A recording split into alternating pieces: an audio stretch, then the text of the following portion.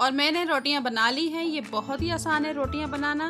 तो आपको मालूम है होटल में कितनी महंगी रोटी हो गई है, तो आप घर में बनाएं। और मैं स्टार्ट करती हूँ बताना आपको कि मैंने क्या क्या लिया है।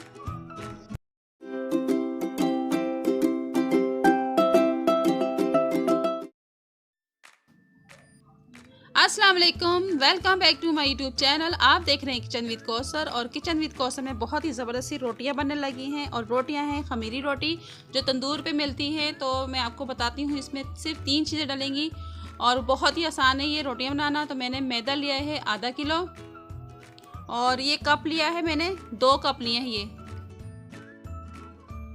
और बेकिंग पाउडर लिया है मैंने 1 टीस्पून, और नमक 1 टीस्पून, और बेकिंग सोडा 1 टीस्पून। तो ये तीनों चीज़ें इसमें जाएंगी। इसको इसमें मिक्स कर देते हैं हम। तीनों चीज़ों को डाल के अच्छी तरह मिक्स करना है। हाथों की मदद से आपने मिक्स करना है इसको, ताकि अच्छी तरह सारी चीज़ें मिक्स हो जाएं। बेकिंग पाउडर, बेकिंग सोडा और नमक। तो इसको हमने रूम टेम्परेचर पानी से इसको गूंदना है, ना ये ठंडा पानी हो और ना गर्म पानी हो। इस तरह आहिस्ता आहिस्ता थोड़ा थोड़ा करके हमने डालना है पानी। एकदम सारा पानी नहीं डालना, वरना लईसी बन जाएगी। पहले इसको सारे मैदे को हम मिक्स कर लेते हैं अच्छी तरह। ये देखिए मिक्स हो गया है। और अब इसको गूंदना स्टार्ट करेंगे हम। और इसको गूंदना इस तरीके से, ये जो हड्डियां हैं ना, ये हड्डियां परात के अंदर लगनी चाहिए, फिर लचकदार आटा गूंदता है। तो रोटी पकाने का भी फिर बहुत ही मज़ा आता है, बहुत आसानी से रोटियां पक जाती हैं। और ये 10 मिनट इसको गूंदना है हमने आटे को। इस तरह गूंदते जाएं आप। और साइडों से जितना भी आटा लगा हो वो भी आपने साथ इसके हटा देना है। सारा आटा आपने मिक्स करना है एक साथ। और ये एक सुघड़ औरत की पहचान होती है, सारी परात का आटा साफ़ हुआ होना चाहिए। और ये लचकदार आटा तैयार हो गया है। इसको मैं अब एक बाउल में डाल देती हूँ। पहले हल्का सा ऑयल लगा लेते हैं हम, ताकि ये आटा हमारा सूखे ना। ब्रश की मदद से इसमें ऑयल लगा लें, फिर इसके अंदर आटा रख दें। और इसके ऊपर भी हम ऑयल लगाएंगे हल्का सा ब्रश की मदद से, ताकि ऊपर से भी ना सूखे ये। और इसको मैं 10 मिनट के लिए कवर कर देती हूँ। तो 10 मिनट हो चुके हैं, और आप इसको चाहें आधा घंटा या 1 घंटे के लिए रख दें। और ये देखें कितना नरम हो गया है। तो इसके हम पेड़े बना लेते हैं। आटा डस्ट करेंगे, यानी कि ये मैदा है हमारा, और इसमें पेड़े बनाएंगे। पेड़ा हमने उतना ही बनाना है जितनी रोटी बाज़ार से मिलती है। और घर में जो हम पेड़े बनाते हैं उससे थोड़ा सा बड़ा होना चाहिए, इस तरीके से। और इसको एक साइड पे रख देंगे हम, और देखते हैं इसके कितने पेड़े बनते हैं। 2 कप मैदा लिया था, उसके हम पेड़े बना रहे हैं। इसके 4 पेड़े बनने चाहिए। और मैं पेड़े बना रही हूँ और साइड में रखती जा रही हूँ।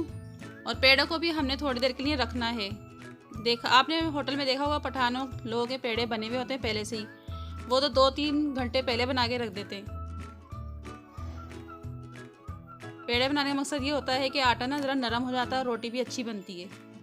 मेहनत इतनी खामोशी से करके कामयाबी खुद ही चीख उठे। और ये पेड़ा हमारा चौथा तैयार हो रहा है।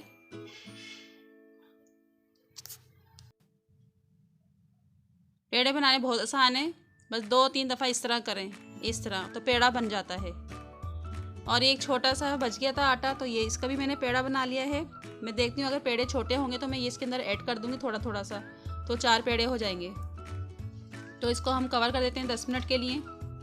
तो 10 मिनट हो चुके हैं, और मैंने छोटा जो पेड़ा था उसके तोड़ के चारों में मिक्स कर दिया है, ऐड कर दिया है। थोड़े से बड़े हो गए पेड़े। तो इसको हम बेल लेते हैं। अब थोड़ा सा आटा डस्ट करेंगे, और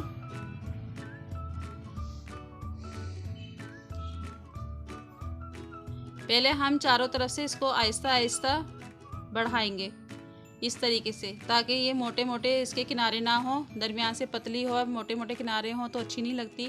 तो दरमियान से इस तरह, साइडों से इस तरह करेंगे पहले हम, फिर इसको रोलिंग पिन की मदद से बेलेंगे।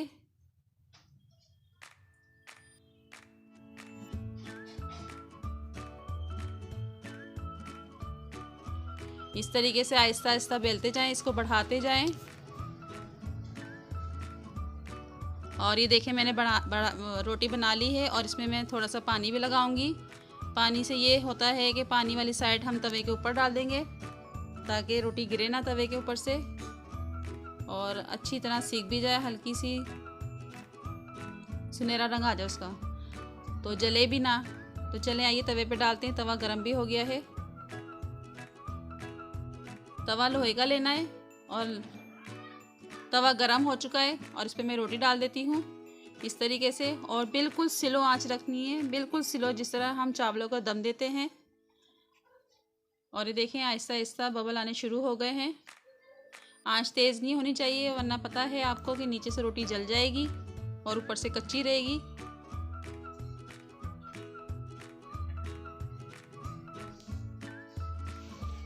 और ये देखें बबल्स थोड़े से बड़े हो गए, फूलना शुरू हो गई है रोटी और खुशबू भी वैसी आ रही जैसे तंदूर से आती है रोटियों की। जो दूसरों को अपनी दुआओं में शामिल करते हैं, कामयाबियां और खुशियां उन्हीं के दरवाज़ों पे दस्तक देती हैं। और ये देखें बबल्स और बड़े हो गए हैं। हमें चाहिए हम सब एक दूसरे के लिए दुआ करें और अपने लिए भी दुआ कराएं। और ये देखें इसकी रंगत भी चेंज हो गई है, स्किन कलर की हो गई रंगत। और इसको मैं उठा लूँगी और साइडों से इसको इस तरह सेकूँगी। इसकी तपिश लगे, आग की तपिश लगेगी तो ऊपर से ये सीखेगी। तो इस तरह साइड पे कर लें आप तवे को, इसकी तपिश लगती रहेगी। और थोड़ा थोड़ा सा इस तरह घुमाते भी जाएं, बिल्कुल आग के नीचे नहीं लाइएगा आप इसको, हल्का हल्का से घुमा के इस तरह करते जाएं। और माशाल्लाह देखें कितनी अच्छी बननी शुरू हो गई है, ऊपर से भी और फूल रही है। आप देख सकते हैं ज़बरदस्त सी रोटी हमारी तैयार हो रही है। और एक दफ़ा फिर मैं करूँगी इसको उल्टा करके, इस तरीके से ऐसे करते जाएं।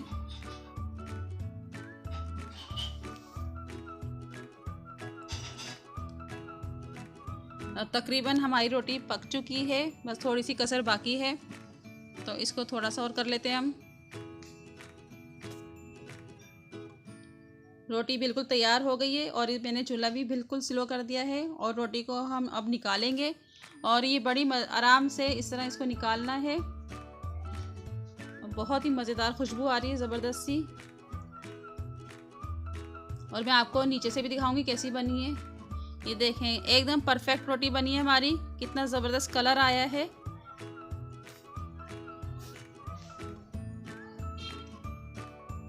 और मैं दूसरी रोटी डालूंगी, अब दूसरी भी तैयार हो गई है और ये तीसरी भी तैयार हो गई है हमारी रोटी। तो चारों रोटी मैं इस तरह तैयार कर लेती हूँ, फिर आपको दिखाती हूँ। और सारी रोटी हमारी तैयार हो गई हैं। आप चाहें तो इस पर मक्खन लगा लें या इस पर ऑयल लगा लें। मेरे बच्चे पसंद नहीं करते ऑयल या मक्खन, तो मेरे बच्चे ही खाएंगे कढ़ाई गोश्त से, या आप कौरमे से भी खा लें तो बहुत ही मज़ेदार लगेगी आपको ये। तो मेरी रेसिपी अच्छी लगे तो लाइक और शेयर ज़रूर करें। सब्सक्राइब नहीं किया तो सब्सक्राइब ज़रूर कर दें, साथ बेल आइकन के बटन को भी क्लिक कर दें। और दुआ में याद रखें, मिलते हैं नई रेसिपी के साथ। अल्लाह हाफिज़।